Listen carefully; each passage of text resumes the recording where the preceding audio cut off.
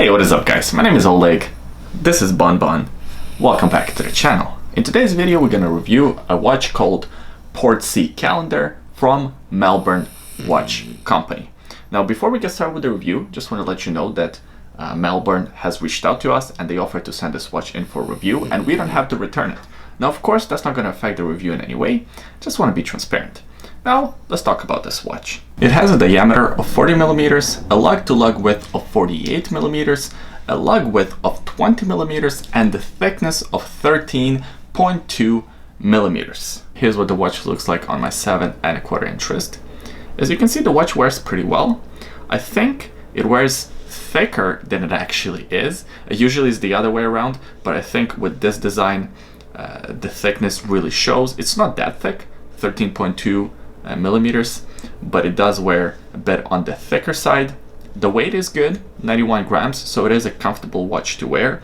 Initially when I just got it, the strap was a bit stiff, but with time it worn in, and I'll talk more about the strap in a little bit. So the regular price of this watch is 875 Australian dollars, which is roughly about 615 US dollars.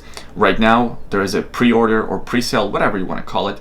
So if you order before July 22nd, you get this watch for 675 Aussie dollars, which is roughly about 475 US. So about 500, just under $500 for this watch. Now I think at this price point it's more reasonable than the regular price of the watch, because actually let's talk about the specs. First of all, let's talk about the case. So we have a stainless steel case. The finish on the case is actually pretty good. It feels solid in hand. It is an all polished finish, so it will attract all the smudges and all the little nicks very easily. But for this type of watch, I think it's okay, and it was actually a good choice to go with an all polished finish. We do have a sapphire crystal with AR coating, that flat sapphire, no separation between the case and the crystal, so that's all done really well. At the back we have a really nice case back. It's what I believe is coin stamped, a whole bunch of writing, automatic movement, 26 joules, caliber 9122. We'll talk more about movement in a minute here. So 100 meters of water resistance, the rest of it. And in the middle is this kind of anchor with some wings and some other stuff. It looks cool, has that Melbourne Watch Company logo. I wish the logo maybe was a little bit more prominent, but overall the case back is really nice. It's held in place by these 4 little screws there, so it's always aligned perfectly. At the 3 o'clock position we have a signed crown. It's just a simple push-pull crown, not a screw-down crown. Only 100 meters of water resistance for a watch like this. I think that's alright. And actually at the 2 o'clock position we have this little pusher. So what that pusher does, it of course operates the movement, and what it operates in the movement is the change of a month. So this is a calendar watch. Now it's not an annual calendar, and the difference between an annual calendar and just a simple calendar watch is this. Annual calendar would actually keep track of number of days in each month. So for example, if the month is shorter, it would actually change over on the 30th or the 28th in case of February, versus a calendar watch doesn't keep track of how many days are in a month, so it always goes to 31 days. So in the shorter months you have to adjust that by yourself. That's pretty much the big difference between the two. And of course the other big difference is the price. So this watch here is rocking a Miyota movement, a 9 series movement, caliber 9122 to be exact. 26 joules, beats at 28,800 beats per hour, has a 40-hour power reserve, and actually is a very solid movement. Only unidirectional rotor, so you will feel quite a bit of rotor movement and rotor noise. Just take a listen. Yeah, so that rotor really spins and you can hear it. It's prominent and something that could be perceived as negative to a lot of people. That's why I mentioned it in this review. So this movement keeps track of course, time, seconds, minutes, hours. You also have date, days of the week, and months. So kind of a complicated movement.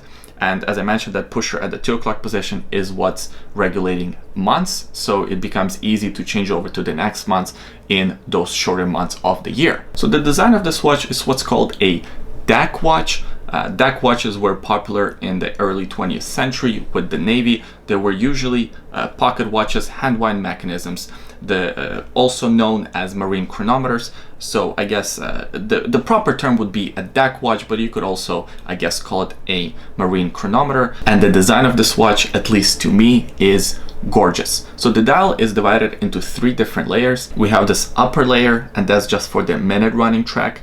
Then below that we have the hour running track, and also the 2 subdials are on the same layer. And below that, with these kind of horizontal lines, is the 3rd layer. And this dial really does look beautiful. It is a ceramic dial on the white versions of this watch. So I should mention this watch is available in a few different color combinations. They sent me this blue one, but it also is available in white. You can really see that ceramic popping. This one here, I'm guessing it's a painted ceramic. Still looks gorgeous nonetheless. With minimal writing, just Melbourne Watch Company by the 12 o'clock position and Portsea by the 6 o'clock position. Also that integrated date window on the very bottom layer. Looks really nice. You know me and my weird date window preferences. On some watches I think the date window looks great, on others I think it looks awful. I think on this one they actually did a fantastic job with the date window. It looks really good on that first layer, even a little bit of a cutout by the 6 o'clock. On the second layer for the date window, it's integrated really well, color matched, just really well done. I also like their choice of hands for this design. So we have this kind of Dauphine needle hands for the hours and minutes. I also really like the hands chosen for the 2 subdials. They look very interesting, really good choice. And the seconds hand, I think for the most part looks great. However, if you watched this channel before, you know that I have a thing against counterweights or counterbalances on seconds hand. So I wish they didn't have that on the seconds hand. I think that would look better. However, that's just a personal preference. There's no lume on the dial or the hands. For this style of watch, you don't really need lume. And there is actually one negative that I have about this color combination and the hands. They do look beautiful, but in certain lighting conditions, it becomes really tough to tell what time it is. You kind of have to tilt the watch almost to tell what time it is. It happened to me a few times, especially when driving. While we're on the subject of negatives, let me mention one more negative that I noticed with the watch, and it's the fact that the crown, at least to me, seems a bit undersized. Hand winding and setting the time is a bit awkward. If they increase the diameter of that crown just slightly, I think that would greatly improve the overall functionality of the crown. The watch comes on this alligator style leather strap. Mine is blue to match the color of the dial. The quality is actually pretty good. As I mentioned before, it was a bit stiff at the beginning, but then it kind of worn in. I don't think this is a alligator strap. I think it's just the alligator style strap to make it look like alligator or a crocodile skin. It does have quick release pins, which is always welcomed. It is stamped with the Melbourne Watch Company logo on the inside and on the clasp. So overall, I quite like this leather strap. The packaging of this timepiece is quite good, as what you would expect in a timepiece of this price category. It ships in this wooden box. The inside of the box looks and feels good. It comes with a warranty card, instructions manual, and a microfiber cloth, and this little tag that says Australian made, which kind of brings us back to the price of this watch. So even with the discount, almost $500 for a watch with a Miyota 9 series movement is a bit steep. However, it is a full calendar movement, so that's a little bit more justifiable, and the specs of the watch are pretty good. Now, I think the people looking for a watch in this price category around $500 are probably looking for something with a Swiss-made movement, or maybe even a Swiss-made watch. However, I can't really think of any watches that are Swiss-made or have Swiss-made movements and have a calendar function as well as these type of specs in this price category. So in my opinion, the price of $475, that pre-sale price, is somewhat justifiable and reasonable, especially if you take into account the fact that they are made in Australia, meaning I think at least that all the parts or most of the parts are made overseas, probably in China, and the movement is of course made in Japan. Then it's all shipped back to Australia, where it's hand assembled and then it's shipped to you as a customer. Another thing to note actually about Melbourne Watch Company is the fact that they have a physical store in Melbourne. So if you are in Melbourne or around that area, I encourage you maybe stop by their store, take some pictures, send them to us. I'd be curious to see what the store actually looks like. They have their workshop there, so that is good to see. That's the review of Portsea calendar from Melbourne Watch Company. It's cool to see something other than a diver watch from a micro brand. I appreciate you watching this video until the end.